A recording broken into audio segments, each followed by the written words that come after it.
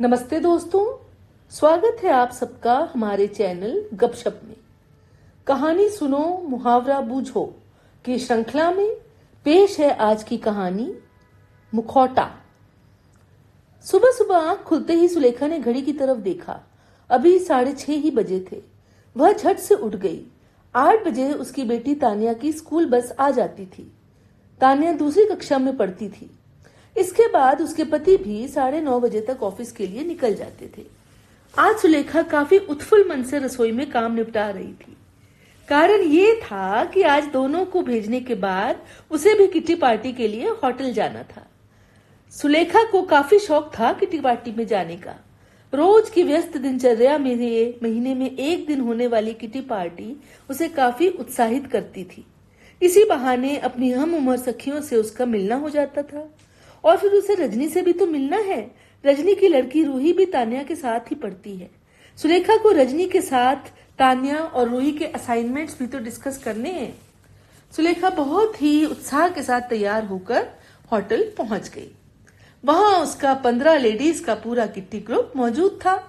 तभी सामने से रजनी आती दिखाई दी तो सुलेखा प्रसन्न हो गई और हमेशा की तरह वे दोनों साथ साथ बैठ गईं।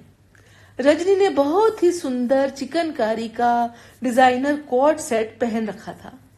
साथ में एक खूबसूरत सा डायमंड चेन सेट भी डाल रखा था। ऊपर से उसका खूबसूरत मैचिंग हैंडबैग उसके व्यक्तित्व को गरिमा प्रदान कर रहा था। सुलेखा तो हमेशा ही रजनी को ऐसे देखकर उसकी कायल हो जाती थी। दोनों ने अपनी बेटियों की पढ़ाई को लेकर आपस में काफी चर्चा की। फिर सुलेखा ने रजनी को बताया कि उसने भी अब रजनी की सोसाइटी में ही किराए पर घर ले लिया है और उसे यह भी पता चला कि रजनी के ऊपर वाला घर ही उनका नया घर होगा। दोनों ही सहेलियां ये जानकर खुश हो गईं कि अब वह ऊपर नीचे ही रहेंगी और अक्सर मिलजुल सकेंगी। यूं ही बातें करते करते खाने का वक्त हो गया और वे अपनी खाने की प्लेट डालकर ले आए। खाना खाते हुए रजनी बोली, कितना बेस्वाद मलाई कोफ्ता बना है। मेरे हाथ का मलाई कोफ्ता तो बहुत ही स्वादिष्ट होता है। सुलेखा, जब तुम सोसाइटी में रहने आओगी तो तुम्हें बनाकर खिलाऊंगी। मेरे पतिदेव तो मेरी पाक कला पर फिदा हैं। मेरी सास तो मुझे अन्नपूर्णा बुलाती हैं। सुलेखा के लिए रजनी की ये बातें नई नहीं थी। वह अक्सर हर होटल में किसी न किसी व्यंजन में नुक्स निकाल कर कहती थी कि उसके हाथ से बनी चीजें बहुत स्वादिष्ट होती हैं।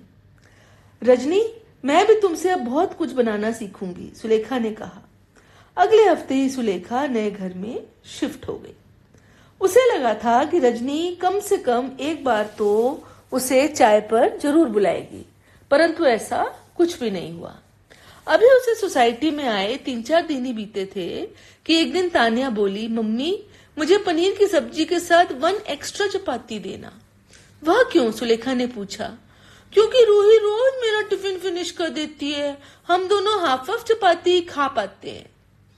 और रूही का टिफिन? वो भी तो तुम शेयर करते होगे, सुलेखा ने कहा। वो तो रोज ब्रेड जैम लाती है मम्मी।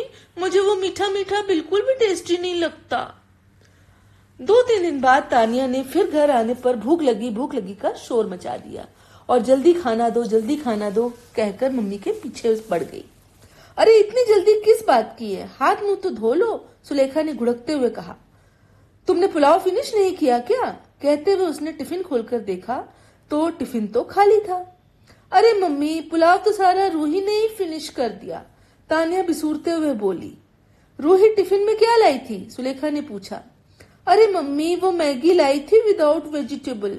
मुझे ठंडी मैगी अच्छी नहीं लगी।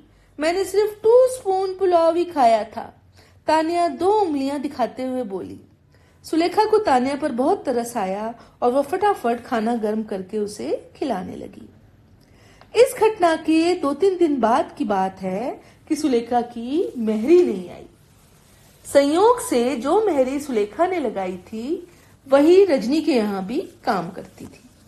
उस दिन मेहरी नहीं आई तो सुलेखा तानिया को बस में चढ़ाकर फटाफट रजनी के यहाँ पूछने चली गई कि शायद उसे कुछ पता हो।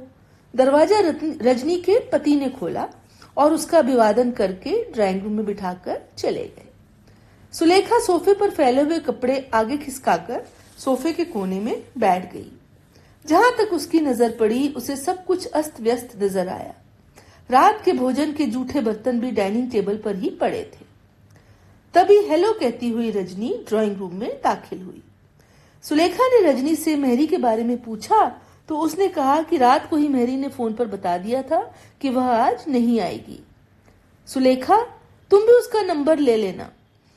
इतना सुनते ही सुलेखा जाने के लिए फटाफट उठ खड़ी हुई और उसने रजनी से कहा कि उसे अभी अपने पति के लिए नाश्ता भी बनाना है और टिफिन भी बनाना है, इसलिए वो फिर बाद में मिलेंगे।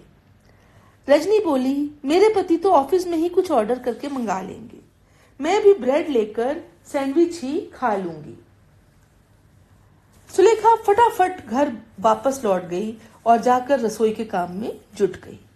वो मन ही मन हैरान हो रही थी कि किट्टी में इतनी बनी ठनी रहने वाली रजनी कैसे जगह जगह से उधड़ी लेस वाली नाइटी में घूम रही थी। रजनी की होटल वाली छवि के साथ उसका यह प्रत्यक्ष हुलिया कहीं से भी मेल नहीं खा रहा था। दोपहर को जब तानिया घर आई तो आते ही बोली, मम्मी बहुत जोर से भूख लगी है, जल्दी से रोटी दो। सुलेखा ने कहा, क्यों, टिफिन पूरा नहीं खाया? आज तो तुम्हारा मनपसंद ढोकला और हरी चटनी बनाकर दी थी।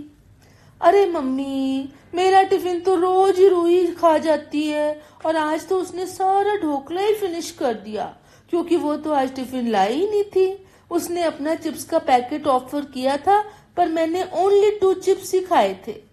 सुलेखा अवाक रह गई। वह जिस रजनी को जानती थी उसका और इस रजनी का कोई तारतम्य ही नहीं बैठ रहा था। उसके मन में एक ही ख्याल चल रहा था कि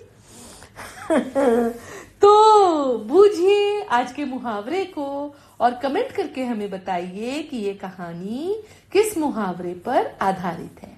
और अब विदा लेने से पहले मैं आपको बताना चाहूंगी कि हमारी पिछली कहानी नसीहतें का मुहावरा है, पर उपदेश कुशल बहुतेरे। तो मैं आपसे फिर मिलूंगी एक नई कहानी के साथ। तब तक के लिए विदा।